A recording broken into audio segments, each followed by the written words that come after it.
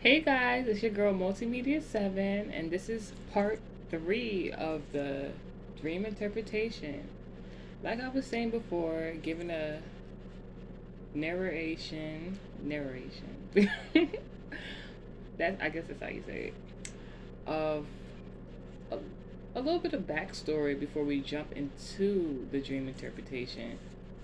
I was saying how we've had contacted, well, not me exactly, but my parents had contacted, um, to my knowledge, about two or three spiritualists to do some sort of spiritual reading about what was going on.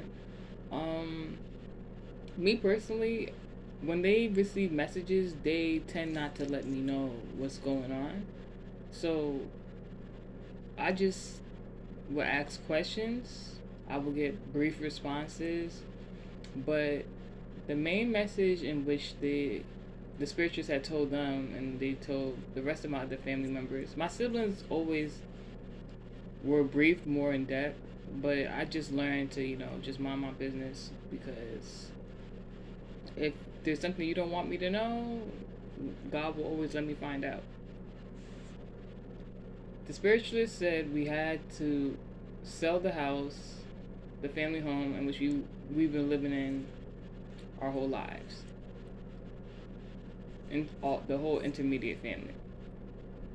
And when they said this, I wasn't per se relieved, but I felt relief because I knew we were experiencing a whole lot of weird occurrences while living here.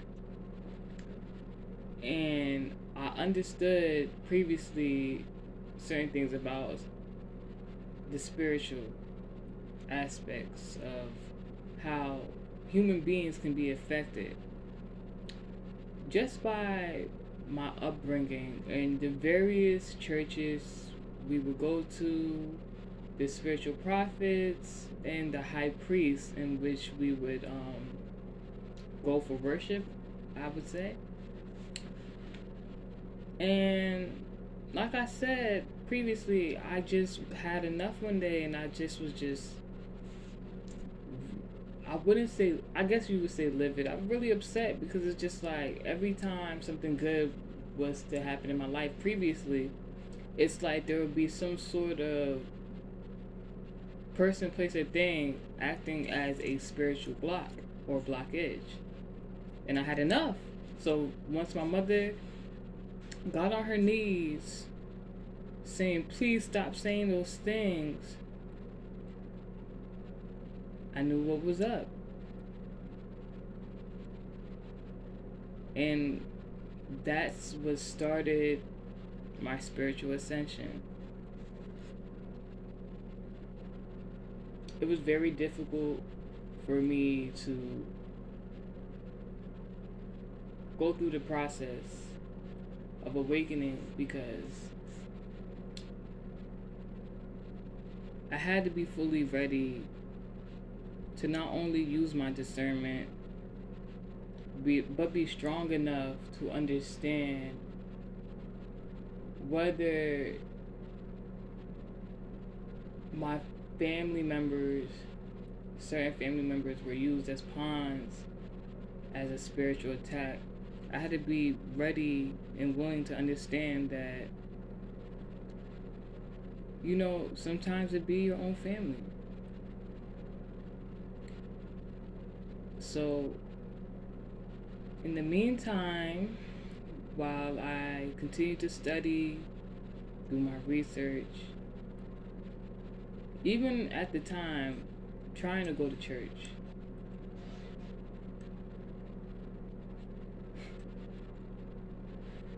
you never know who you're really talking to sometimes. And what I came to realize was that God places certain people across your path for a reason. The first spiritualist after a traumatic experience, I would say, gave me some very vague insight. And at the time, I was not so trusting of the person because my own parents brought me to this place of worship, and me already being distrustful of my parents because of the prior actions they've made and continue to make. It's not that I didn't want to. I wasn't really inclined to listen. But as time developed, because one thing I do understand is that people are also with you in the spiritual, in a sense. What I mean by that is that whether with good or negative intent, you can have a conversation, whether long or brief, and someone could say something to you, and it may be insignificant at the time, but especially when you're speaking to a pastor, a priest, a high priest, a prophet, things of that nature, there's always a message for you there. So what I did was I took my notes every time I went to church.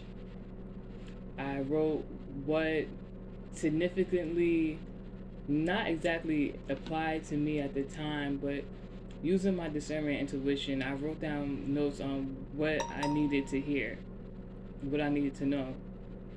And then as time developed,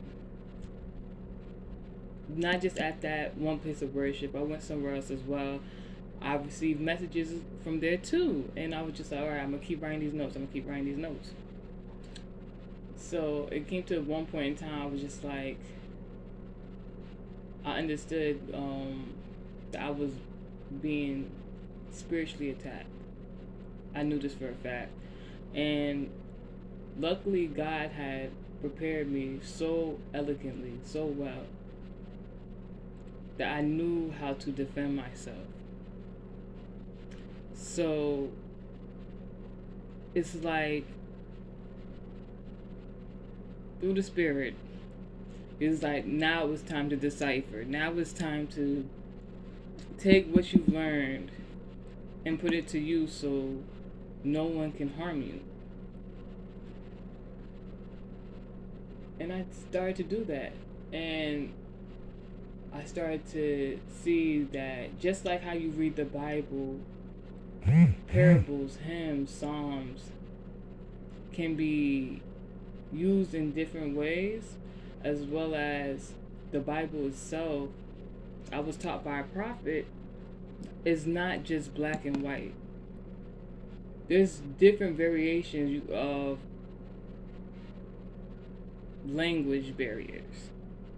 How the text of a book can be translated in so many different ways around the world. Even from the different time span of then until now. So with that understanding, I knew that everything is not always what it seems. My dream life prior to, I believe I went to Spain in my dream channeling videos, it wasn't that it was non-existent. I didn't want to see at the time, previously, as a child, because of how my dreams were interpreted to me then. But as these things kept occurring into my adult life, I then took it upon myself to, to pray and ask God, bring back my sight, bring back my vision.